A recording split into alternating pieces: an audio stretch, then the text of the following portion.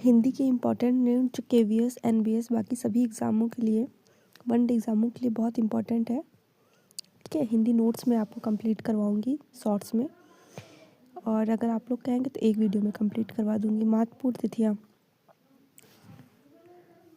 ठीक है।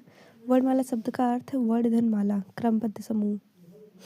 महत्वपूर्ण तिथियाँ: हिंदी दिवस 14 सितंबर, विश्व हिंदी दिवस 10 जनवरी, अंतर्राष्ट्रीय मातृभाषा दिवस 21 फरवरी, संविधान में मान्यता 14 सितंबर 1949 में। परिभाषा क्या होती है? वर्णों के व्यवस्थित समूह को वर्णमाला कहते हैं। भाषा की सबसे छोटी लिखित इकाई वर्ण है। भाषा की सबसे छोटी मौखिक इकाई ध्वनि है। वर्णों का वर्गीकरण: कुल वर्ग कितने होते हैं? 52 होते हैं। स्वर को अच कहते हैं, संस्कृत में अच कहते हैं। व्यंजन को संस्कृत में हल कहते हैं। स्वर कितने होते हैं? 11। व्यंजन कितने होते हैं? 33। व्यंजन वर्गीकरण कुल 52 कैसे? स्पर्श व्यंजन 25, का से माँ तक। अंतस्थ व्यंजन 4 या अलावा। ऊष्म व्यंजन सा हा, तीनों सा रहेगा, हा रहेगा। ऊष्म व्यंजन 4। संयुक्त व्यंजन 4, छ, त्र, ज्ञ, श्रा।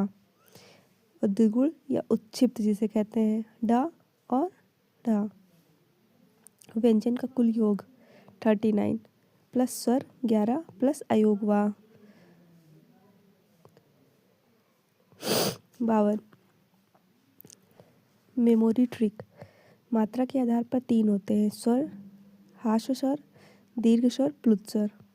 स्वरों के प्रकार: टाइप ऑफ वॉवेल्स। उत्पत्ति के आधार पर मूल स्वर 4 होते हैं: आ, ई, उ, री, एक खंड।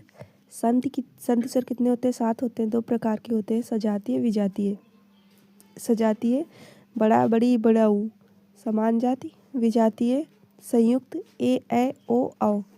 अलग जात ए, आ और ई से बनता है, ऐ, आ और ए से बनता है।